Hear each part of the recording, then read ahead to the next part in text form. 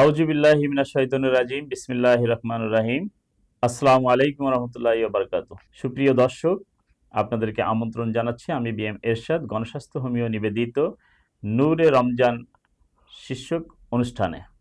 যারা যেখান থেকে আমাদের আজকের এই অনুষ্ঠান দেখছেন তাদের প্রত্যেককে আন্তরিক অভিনন্দন এবং স্বাগত জানাচ্ছি। আমাদের সঙ্গে স্টুডিওতে আজকে যুক্ত হয়েছেন আন্তর্জাতিক খ্যাতিসম্পন্ন কারি হাফেজ মাওলানা সাইফুর রহমান রাশেদী, বাইতুল মোকাররম জামে মসজিদ, ঢাকা। তো দর্শক, আমরা আপনাদেরকে জানাবো পবিত্র মাহে রমজানের, বিশেষ করে রমজান মাসকে 30টা দিনকে যে 3 ভাগে বিভক্ত করা হয়েছে আপনারা জানেন, রহমত, মাগফিরাত এবং নাজাত। প্রথম 10 দিনকে যে প্রথম দশক, এই দশককে বলা হয় রহমত। তা এই রহমত কি এবং এই প্রথম 10 দিনের যে কি গুরুত্ব, সেই বিষয় নিয়ে আজকে আমাদের মহতরম আপনাদের সঙ্গে আলোচনা করবে। তো মহতরম, আপনাকে আমাদের স্টুডিওতে স্বাগত। ওয়ালাইকুম আসসালাম রহমতুল্লাহ বারাকাতুহু। আপনাকেও অশেষ ধন্যবাদ। কাছে ও দূরে যে যেখান থেকে দেখছেন সবাইকে জানাই আন্তরিক প্রীতি শুভেচ্ছা। আসসালামু আলাইকুম রহমতুল্লাহি ওয়া বারাকাতুহু।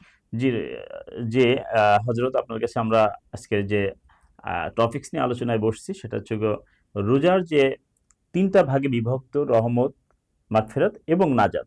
তো আমরা জানি আজকে পবিত্র মাহে রমজানের 5ম দিন, তার মানে হচ্ছে আমরা রহমতের 10 দিনের মধ্যে আছি। তো এই রহমতের 10 দিনের যে প্রথম দশক, এই দশকের গুরুত্ব সম্পর্কে যদি আপনি বিস্তারিত আলোচনা করেন, তাহলে আজকে যারা দর্শক আছে স্টুডিওর সামনে, তারা প্রত্যেকে এই রহমতের 10 দিন সম্পর্কে অবগত হবেন এবং তারা সেভাবেই আমল করবেন। ধন্যবাদ আপনাকে। অত্যন্ত গুরুত্বপূর্ণ ও স্পেশাল বলা যায় এটাকে। রহমতের 10 দিন সম্পর্কে আপনি জানতে চাচ্ছেন, গুরুত্বপূর্ণ আলোচনা। রাসূল পাক সাল্লাল্লাহু আলাইহি ওয়াসাল্লাম হযরত সালমান ফারসি রাদিয়াল্লাহু তাআলা আনহু থেকে একটি হাদিস রয়েছে, যেখানে সালমান ফারসি রাদিয়াল্লাহু তাআলা ইরশাদ করেন যে একদা নবী করিম সাল্লাল্লাহু আলাইহি ওয়াসাল্লাম আমাদের উদ্দেশ্যে খুতবা দিয়েছেন রমজান শাবান মাসের শেষ 10 দিনে। তখন তিনি বলছিলেন যে যে তোমাদের সামনে এমন একটি মাস আসন্ন, যে মাসে আল্লাহ পাক রব্বুল আলামিন পবিত্র কোরআন নাজিল করেছেন, রমজান মাসের রোজা ফরজ করেছেন এবং রাতের বেলায় নফল ইবাদত করতে বলেছেন। আর এই মাসের প্রথম 10 দিনকে বলা হয় রহমতের 10 দিন, দ্বিতীয় 10 দিনকে বলা হয় মাগফিরাতের 10 দিন এবং তৃতীয় 10 দিনকে বলা হয় নাজাতের 10 দিন। তো এর ব্যাখ্যা করতে গিয়ে একজন কবি যিনি বলছেন যে রমাদান মাহিনা আ গিয়া, রহমত কি ঘাটা ছা যায়গি, রহমত কি ঘাটা ছা যায়গি, মানে রহমতের মেঘমালা আকাশে চলে আসে রহমতের এই 10 দিনে। তারপর আপনাকে বলতে থাকে তোমাদের জন্য বকশিসই হোগি, তোমাদের জন্য বকশিস এই মাসে, তোমাদের জন্য এই রহমতের 10 দিনে তোমাদের জন্য বকশিস হবে। রহমতের মেঘমালাগুলো পড়তে থাকবে। গুনাহ কি সাজা মিট যায়গি, आ गया रमदान रहमत की घटा छा जाएगी, बख्शिशी होगी गुनाहों की সাজা মিট যায়গি। মানে রহমতের এই 10 দিনে রহমতের মেঘমালা আকাশে থাকে বান্দাকে দেওয়ার জন্য, বান্দা যাতে বেশি বেশি ইবাদত করতে পারে, বান্দা যাতে বেশি বেশি ইবাদতের মাধ্যমে আল্লাহকে খুশি করতে পারে। আল্লাহকে খুশি করতে পারলেই তার জীবনের সমস্ত গুনাহ আল্লাহ মাফ করে দিবেন। खुदी को कर बुलंद इतना कि हर तकदीर से पहले खुदा बंदे से खुद पूछे बता तेरी রদা কিয়া হে। আল্লামা ইকবালের বিখ্যাত একটি শের, যেখানে তিনি বলেন যে নিজেকে এমনভাবে তৈরি করো ইবাদতের মাধ্যমে যাতে এমন একটা মাকানে তুমি পৌঁছে যাও যেখানে আল্লাহ পাক রব্বুল আলামিন তোমাকে দেখে খুশি হয়ে যায় এবং বলতে থাকে, বান্দা তোমার কি চাই বলো, আমি তোমাকে দিতে প্রস্তুত। আমাদেরকে এই জন্য রমজানের এই প্রথম 10 দিনে বেশি বেশি ইবাদত করতে হবে, বেশি বেশি আল্লাহর সন্তুষ্টি অর্জন করতে হবে। ইয়া ওয়াসিআল ফাদলি ইগফিরলি, ইয়া আল্লাহুম্মা আজিরনা মিনান নার, আল্লাহুম্মা ইন্নী আউযু বিকা মিনান নার, ইয়া খালিকাল জান্নাতি ওয়ান নার, বিরহমাতিকা ইয়া আজিজু ইয়া গফফার ইয়া কারীমু ইয়া সাত্তার ইয়া রহিমু ইয়া জব্বার ইয়া খালিকু ইয়া বারিউ আল্লাহুম্মা আজিরনা মিনান নার আল্লাহুম্মা আজিরনি মিনান নার ইয়া মুজিরু ইয়া ইয়া মুজিরু মুজির, ইয়া বিরহমাতিকা মুজির। ইয়া আরহামার রাহিমিন। আবার আমরা পড়তে পারি আল্লাহুম্মা ইন্নাকা আফুউন তুহিব্বুল আফওয়া ফাআফু আন্নি ইয়া গফুর। ইয়া আল্লাহ, আপনি আমি আপনার কাছে ক্ষমা চাই, ক্ষমা করা আপনি পছন্দ করেন, তাই আমাকেও ক্ষমা করে দিন। রব্বিগফিরলি ওয়ালি ওয়ালিদাইয়া ওয়ালিল মুমিনিনা ইয়াওমা ইয়াকুমুল হিসাব। আমাকে মাফ করে দেন, আমার মা বাবাকেও মাফ করে দেন, আমাদেরকে সবাইকে রহমতের ছায়া দান করুন। রব্বির হামহুমা কামা রব্বায়ানি সগীরা আল্লাহুম্মা লাকা সুমতু ওয়া আলা রিজকিকা ওয়া আফতারতু। রমজানের ইফতারের সময় দোয়া করবেন, ইয়া আল্লাহ, আমি আমি তোমার জন্য রোজা রেখেছি, কারণ এই রোজা তোমার, একমাত্র তোমার ইবাদত। তাই আমার আমার এবং উত্তম রিজিক দ্বারা ইফতার করতেছি। মনে রাখবেন, আল্লাহ পাক রব্বুল আলামিন বলেছেন, রাসূল পাক সাল্লাল্লাহু আলাইহি ওয়াসাল্লাম বলেছেন, 3 ব্যক্তির দোয়া আল্লাহ তাআলা দ্রুত কবুল করেন। 3 ব্যক্তির দোয়া। এক নাম্বার হচ্ছে রোজাদারের রোজাদারের রোজাদারের। দোয়া, যখন সে ইফতারের সময় দোয়া করে। তো সুতরাং আমরা ইফতারের সময় বেশি বেশি দোয়া করব, রহমতের এই 10 দিনে যে মেঘমালাগুলো আকাশে জমে আছে, সেগুলো যাতে রহমত আমাকে হিসেবে আমার উপর রহমতের ছায়া বর্ষিত দান হয়। করে, সেই জন্য বেশি বেশি তওবা ইস্তেগফার করব। ধন্যবাদ আপনাকে। জি, মহতরম, আরেকটা বিষয় হচ্ছে গো, এ এই ১ম দশকে এবং পুরা রমজানেই বলা যায়, তো এই সময়গুলোতে আসলেও বান্দার কি কাজগুলো বেশি, বেশি করা উচিত বলে আপনি মনে করেন? এই এই 10 দিনে প্রথমত কোরআন তেলাওয়াত করতে হবে বেশি বেশি। বেশি বেশি কোরআন তেলাওয়াত করতে হবে। কারণ এই রমজান মাস যেহেতু কোরআনের মাস, আল্লাহ রাসূল নিজেই বলেছেন, এই মাসে রমজানের কোরআন নাজিল হয়েছে। শাহরু রমাদানাল্লাযী উনজিলা ফীহিল কোরআন। আল্লাহ পাক রব্বুল আলামিন সূরা বাকারাতে ইরশাদ করেন, শাহরু রমাদান, রমজান মাস হচ্ছে আল্লাযী উনজিলা ফীহিল কোরআন, যে মাসে আমি কোরআন অবতীর্ণ করেছি, হুদাল লিন্নাস, মানুষকে গাইডলাইন দেওয়ার জন্য, মানুষকে হেদায়েত হেদায়েতের দান জন্য। করেন। হ্যাঁ। হুদাল লিন্নাস মিনাল হুদা ওয়াল ফুরকান, এবং সত্য মিথ্যার মাপকাঠি বোঝানোর জন্য এই কোরআন নাজিল হয়েছে। তো এই কোরআন বেশি বেশি তেলাওয়াত করতে হবে। কোরআনকে তেলাওয়াত করতে হবে তারতিলের সাথে, নিয়মের সাথে, সিস্টেমের সাথে, ধীরে ধীরে, যাতে কোরআনের আদব রক্ষা হয়। এবং যতদূর সম্ভব বুঝে। বুঝে বুঝে শব্দে শব্দে অর্থ করার চেষ্টা করতে হবে। ওয়াইদা কুরিআল কোরআন, এমনভাবে যখন কোরআন তেলাওয়াত হয়, ফাস্তামিউ লাহ, আজ আপনি যখন কোরআন তেলাওয়াত করবেন, যাতে আপনার পাশে যারা আছে তারা যাতে কোরআন শুনে। তারা যদি কথা বলে, তাহলে আপনার এই পড়ার কোনো কাজে আসবে না, আপনার এই পড়ায় কোনো ফায়দা আসবে না। আল্লাহ পাক রব্বুল আলামিন বলেছেন, ওয়াকালা আল্লাযীনা কাফারু লা তাসমাউ লিহাযাল কুরআনি ওয়ালগাউ ফীহি লাআল্লাকুম তাগলিবুন। যারা যখন কোরআন তেলাওয়াত করে, কাফেররা বলে, যখন কোরআন তেলাওয়াত করে তোমরা তখন শুনবে না, তোমরা তখন হট্টগোল করবে, এবং হ্যাঁ, ঝগড়াঝাটি করবে, শব্দ করবে, যাতে কোরআনের আওয়াজ তোমার কানে না আসে, কারো কানে না যায়। যদি যায় তাহলে সে তো হেদায়েতের পথ পেয়ে যাবে। পথ পেয়ে যাবে এবং সুতরাং পাগল হয়ে যাবে, কারণ কোরআনের সুমধুর যে কণ্ঠ, হ্যাঁ, সুর, এই হ্যাঁ, সুরে উন্মাদ হয়ে যাবে, তারা আকৃষ্ট হয়ে যাবে ইসলামের হযরত প্রতি। ওমর এই জন্য পর্যন্ত আকৃষ্ট হয়ে ইসলাম ধর্ম গ্রহণ করেছে।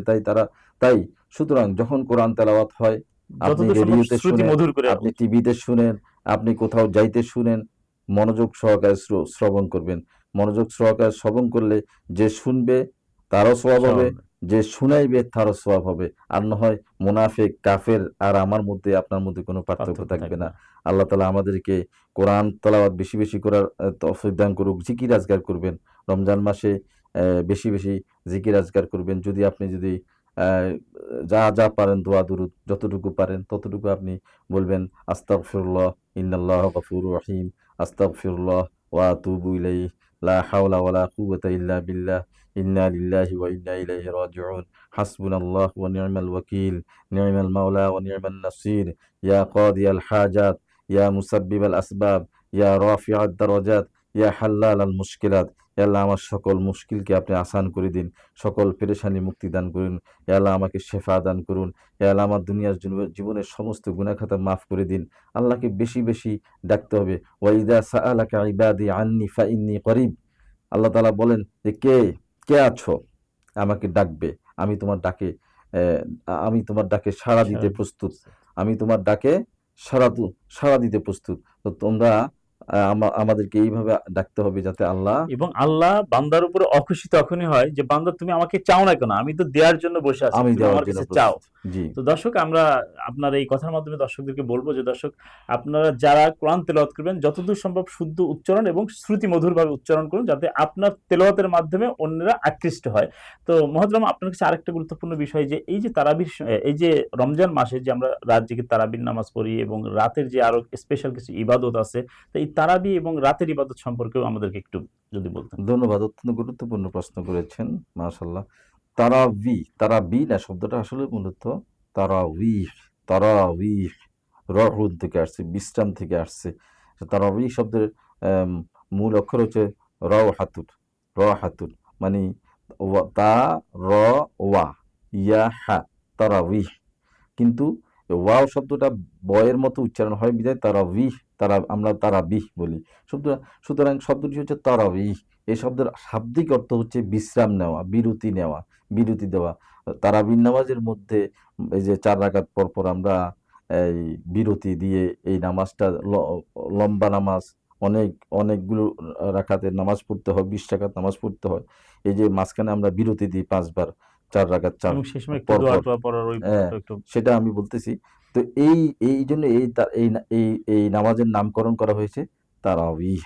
তো তারাবির নামাজে 20 রাকাত হয়, আবার 8 রাকাত হয়। মসজিদুল হারামে 10 রাকাত পড়াচ্ছেন বর্তমানে, সৌদি সরকার ভাবে ইয়া করছেন, আইন করছেন। 10 রাকাত প্লাস 3 রাকাত বিতিরের নামাজ। আবার মধ্যপ্রাচ্যে অনেক দেশেই 8 রাকাত পড়া হয়। আমাদের দেশে কি বিভিন্ন হানাফি মাযহাব সহ অধিকাংশ মাযহাবের মতে 20 রাকাত পড়াই ভালো। তারাবি নামাজের যে খাসিয়ত, তারাবি শব্দের অর্থ যেটা বিরতি দিয়ে পড়া, সেখান থেকে বোঝা যায় তারাবির নামাজটা একটু লম্বাই মনে হয় সুইটেবল হবে।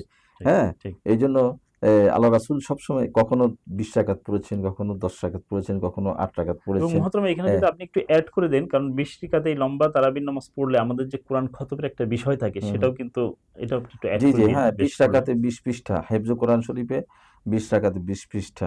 তো এই 20 রাকাতে প্রতি রাকাতে 1 পৃষ্ঠা করে পড়লে 20 রাকাতে 20 পৃষ্ঠা হয়। এদিক থেকেও কোরআন খতমের জন্য এটা একটা আলাদা অতিরিক্ত স্বভাব পাওয়া অত্যন্ত যায়। সৌন্দর্য। তো আল্লাহ তাআলা আমাদেরকে তারাবির নামাজ পড়ার তৌফিক দান করুক। তারাবি হচ্ছেন নামাজের রমজানের সৌন্দর্য। সৌন্দর্য, বসন্ত বলা যায় এটাকে। বসন্ত। এবং তারাবি হচ্ছে রমজানের ফুল, রমজানের ফ্লাওয়ার। ঠিক। এবং তারাবিতে আপনি কি পড়বেন? তারাবির নামাজের মাঝখানে আমরা 2 রাকাত শেষে আমরা পড়তে পারি আস্তাগফিরুল্লাহ ইন্নাল্লাহা গাফুরুর রাহিম, সংক্ষিপ্ত দোয়া ছোট পড়বেন। ছোট দোয়া। আল্লাহুম্মা আজিরনা মিনান নার, এটাও পড়তে পারেন।